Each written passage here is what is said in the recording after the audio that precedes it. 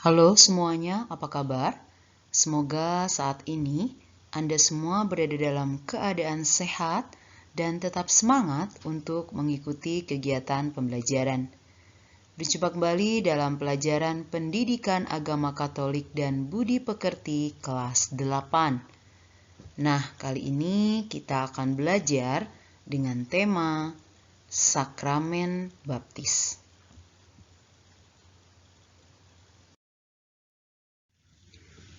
Adapun indikator pembelajaran kali ini, yang pertama, menjelaskan sarana yang dipergunakan dalam sakramen baptis.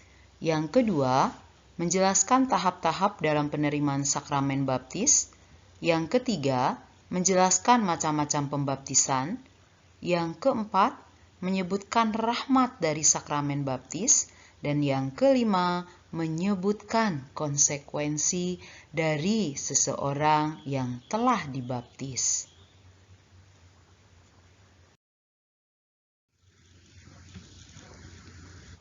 Sekarang mari kita perhatikan bersama. Kata baptis berasal dari kata Yunani baptizen yang berarti membenamkan atau menenggelamkan diri ke dalam air atau mencuci diri, entah seluruhnya atau sebagian.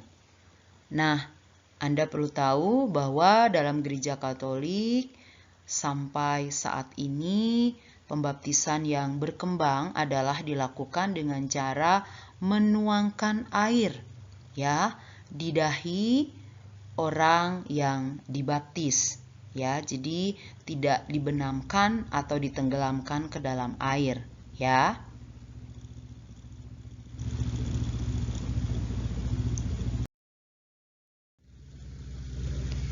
Sekarang mari kita lihat bersama sarana yang digunakan dalam sakramen baptis ya. Yang pertama adalah air. Air yang digunakan itu berarti memiliki makna membersihkan dari dosa-dosa. Kemudian yang kedua, lilin. Lilin melambangkan cahaya Kristus sebagai penerang dalam kehidupan karena kita adalah anak-anak terang Kristus ya. Jadi lilin ini lilin yang bernyala. Kemudian yang ketiga adalah kain putih. Kenapa kain putih? Karena kain putih melambangkan kita mengenakan Kristus. Artinya bahwa sesudah dibaptis kita mengandalkan kekuatan Kristus dalam menjalani hidup. Kemudian yang keempat adalah minyak katekumen atau OC, dikenal dengan nama Oleum Catecumenorum. Dipakai imam untuk pemberkatan calon baptis dan ini melambangkan penyembuhan katekumen dari dosa asal serta memberi kekuatan untuk menjalani hidup sebagai orang Katolik. Nah itu ya, tadi ada 4 sarana yang digunakan dalam sakramen baptis beserta maknanya ya.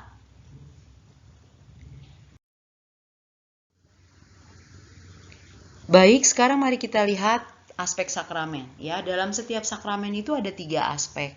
Sakramen apapun itu termasuk sakramen baptis ya. Aspek yang pertama adalah aspek ilahi. Ini merupakan kehadiran Allah yang tampak dalam pribadi Yesus Kristus. Kemudian yang kedua adalah aspek personal atau manusiawi. Ini merupakan iman dan kesediaan orang yang menerima sakramen tersebut ya, serta tanda berupa kata dan perbuatan yang dapat dirasakan dan didengar serta dialami.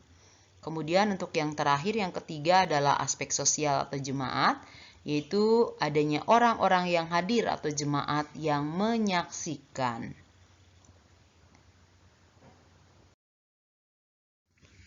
Nah, sekarang mari kita lihat tahap-tahap pembaptisan.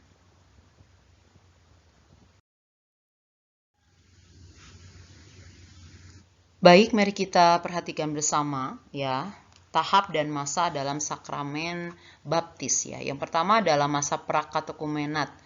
Masa pra-katekumenat adalah masa pemurnian motivasi calon, ya, dan diakhiri dengan upacara tahap pertama, yaitu pelantikan menjadi katekumen atau calon baptis. Kemudian yang kedua adalah masa katekumenat. Masa katekumenat adalah masa pengajaran dan pembinaan iman serta latihan hidup dalam jemaat, ya. Jadi ketika Anda akan dibaptis, Anda mengikuti les baptis, ya, sebelum dibaptis, berarti itu adalah masa katekumenat atau yaitu masa pengajaran, ya. Kemudian masa katekumenat diakhiri dengan upacara tahap kedua, yaitu upacara pengukuhan katekumenat terpilih. Kemudian yang ketiga adalah masa persiapan terakhir.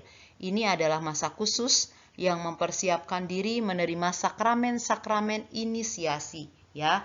Yang dimaksud sakramen inisiasi di sini adalah sakramen baptis, ya. Masa persiapan terakhir diakhiri dengan upacara tahap ketiga, yaitu upacara penerimaan sakramen-sakramen inisiasi, ya. Kemudian masa yang keempat adalah mistagogi. Ya, apa itu mistagogi? Adalah masa pembinaan lanjutan setelah seseorang menerima sakramen inisiasi.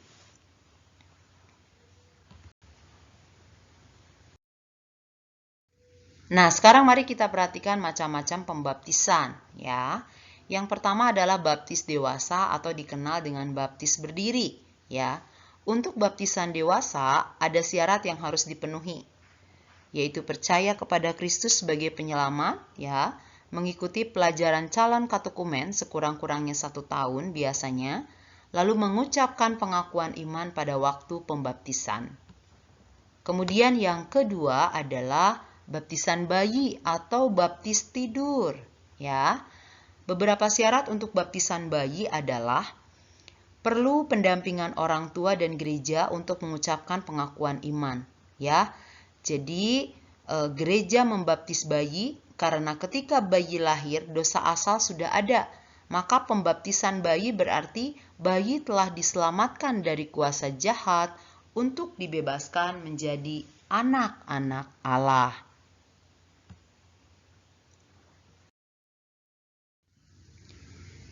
Yang ketiga adalah baptisan rindu, ya.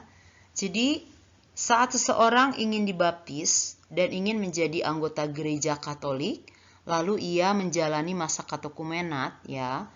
Tapi sebelum dibaptis ia sudah meninggal, maka orang tersebut sudah menerima baptisan rindu, ya. Jadi pada saat masih mengikuti pembelajaran atau les, orang ini sudah meninggal, maka ia menerima baptisan rindu. Kemudian yang keempat adalah baptisan darah. Saat seseorang ingin dibaptis dan ingin menjadi anggota gereja Katolik, ya, menjalani masa katekumenat, namun sebelum dibaptis ia sudah meninggal karena membela imannya, ya. Jadi ada perbedaan antara baptisan rindu dan baptisan darah. Kalau baptisan rindu itu bisa saja mungkin karena sakit, ya. Tapi kalau baptisan darah itu dia meninggal karena membela iman akan Kristus, ya.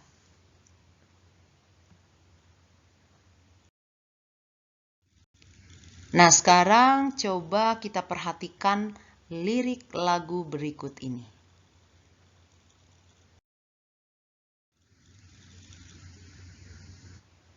Nah, lagu ini pasti tidak asing untuk Anda semua, ya. Biasanya lagu ini dinyanyikan pada saat penerimaan sakramen baptis dan juga pembaharuan janji baptis, ya, pada saat misa Paskah, ya.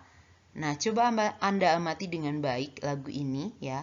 Coba Anda amati dengan baik lagu ini, lalu mari kita temukan di dalamnya, ya.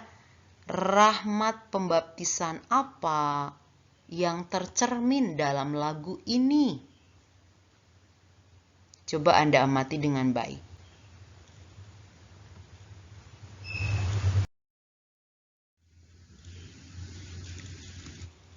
Nah, jadi dari syair lagu tadi, buah atau rahmat pembaptisan apa yang Anda peroleh setelah dibaptis, ya. Jadi lagu tadi mencerminkan juga buah atau rahmat pembaptisan yang diperoleh ketika seseorang telah dibaptis. Mari kita lihat bersama.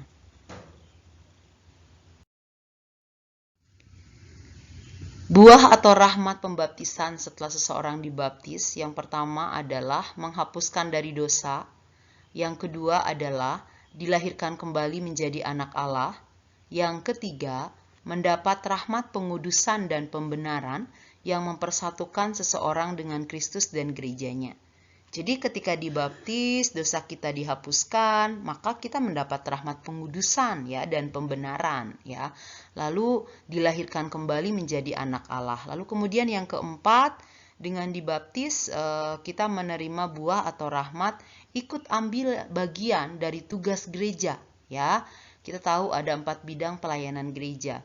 Ada liturgia, koinonia, diakonia, kerigma, dan juga selain melalui pewartaan ya, pengajaran iman, mewartakan itu juga melalui kesaksian hidup yaitu martiria. Kemudian yang terakhir, yang kelima, buah atau rahmat pembaptisan itu adalah kita dimeteraikan secara kekal ya. Jadi dimeteraikan dan ini menandakan kita menjadi milik Kristus selama-lamanya ya. Jadi dengan pembaptisan kita dimeteraikan ya, menandakan bahwa kita menjadi milik Kristus selama-lamanya.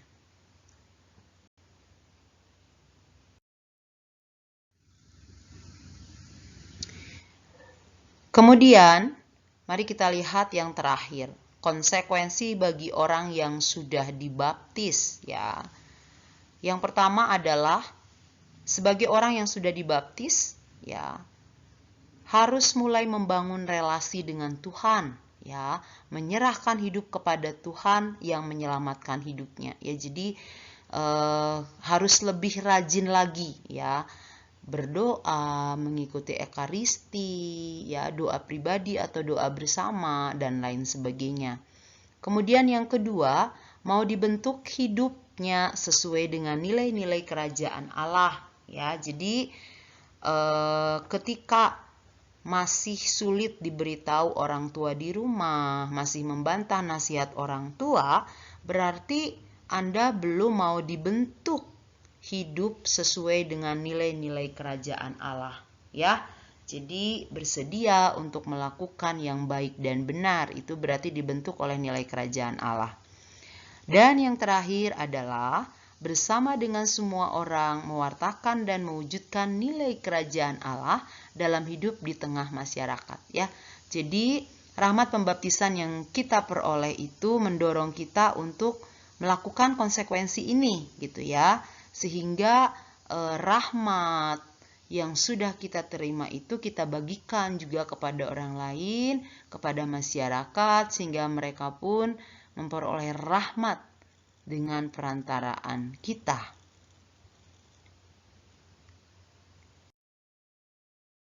Nah, baik, demikian penjelasan dari saya. Semoga Anda menjadi paham.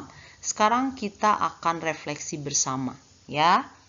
Sebagai seorang yang sudah dibaptis, sudahkah Anda mulai membangun relasi dengan Tuhan dan menyerahkan hidup kepada Tuhan yang menyelamatkan? Kemudian, apakah sudah mau dibentuk hidup sesuai dengan nilai kerajaan Allah? Lalu, apakah sudah mewartakan dan mewujudkan nilai-nilai kerajaan Allah dalam hidup di tengah masyarakat? Kita refleksi bersama, kita lihat ke dalam diri kita masing-masing, ya. Nah, demikian, maka silakan Anda membangun niat dari sekarang dan menuliskan, ya. Niat Anda apa sebagai orang yang sudah dibaptis berkaitan dengan relasi dengan Allah, lalu dengan bagaimana dibentuk dengan nilai-nilai kerajaan Allah, kemudian bagaimana mewartakan nilai kerajaan Allah itu dalam hidup di tengah masyarakat, mungkin lebih sederhana atau lebih dekat di tengah keluarga, dan silakan tuliskan dalam buku atau kalender keterampilan beragama Anda, ya. Kemudian refleksi juga penting bagi Anda yang sudah dibaptis.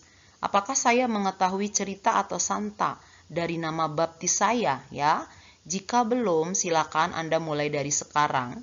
Carilah nama santo atau santa yang menjadi nama baptis Anda, lalu temukan 1. Teladan apa yang diperoleh dari santo atau santa tersebut, ya. Ketika Anda membaca santo atau santa tersebut, ya. Teladan apa yang bisa diteladani, ya, untuk Anda. Kemudian yang kedua, buatlah niat, ya.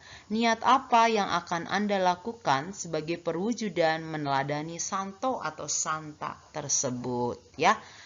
Saya rasa ini penting, ya. Jadi ketika Anda memilih nama baptis itu atau orang tua memilih nama baptis, harapannya kan ketika dibaptis kita meneladani atau kita hidup sesuai dengan spiritualitas atau nilai-nilai hidup santo-santa tersebut, ya. Jadi silahkan mulai dari saat ini yang belum mengetahui cerita tentang santo-santa, kisah hidupnya dari nama baptis yang dipilih, silahkan Anda cari, ya. Baik, demikian penjelasan dari saya. Semoga Anda menjadi paham, ya. Terima kasih, tetap aman, tetap sehat, tetap teguh dalam iman, ya. Sampai jumpa dalam pembelajaran selanjutnya. Tuhan Yesus memberkati.